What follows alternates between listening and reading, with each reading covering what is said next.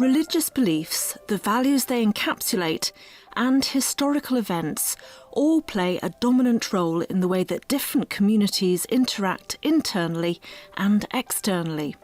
The Building on History, Religion in London project is helping to examine how the past can help us work towards a better future. From oral history workshops to exhibitions and liaison with schools, this is very much a project about public engagement and knowledge exchange. John Wolffe, Professor of Religious History at the Open University, says there's a strong emphasis on academics working alongside many of the different religious groups that make up our communities, and the role that events of the past have played in shaping their identities. We need still to take more seriously than the mainstream white clattering classes do the sort of legacy of slavery and racism in earlier periods of history. I mean, there may be ways in which looking at history can make us feel we've moved on, but it can also make us very aware of how the consciousness of sort of generations have been shaped by particular kinds of alienation.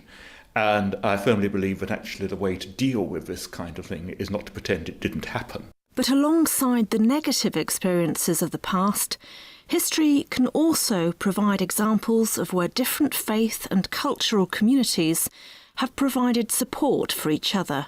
In the early days of the Muslim community in London, they were buying their meat from kosher butchers because there weren't any halal butchers, and how in that sort of very practical way the Jewish community was actually supporting the early development of the Muslim community. And again, when one looks into these histories, one can find examples of Christians who are supporting the development of Muslim and other minority religions in the early stages. And I think that kind of message from history can be very important to get across in a later period when people can perceive other religious groups as a threat.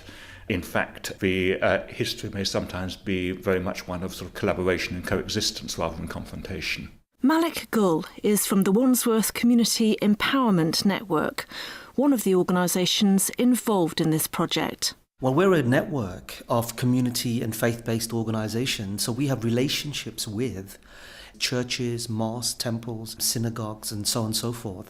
So our role within this project is actually almost being a connector between the academics and their interest in excavating knowledge and history. The project is funded by the Arts and Humanities Research Council and the Open University Development Fund.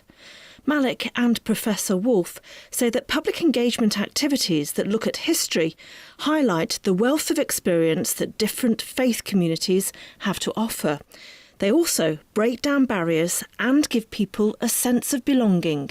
Now, once you start to put them at the centre of the conversation and say, well, tell me, about your community, tell me about your skills, tell me about your family, tell me who you are.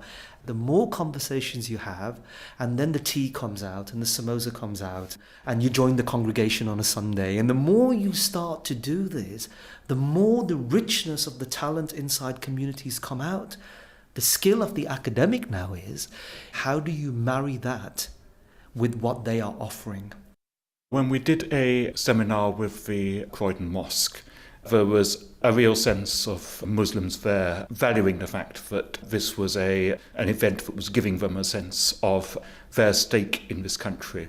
One of the speakers was pointing to the length of the Muslim presence in Britain, that Islamic coins had appeared in Roman and Anglo-Saxon times.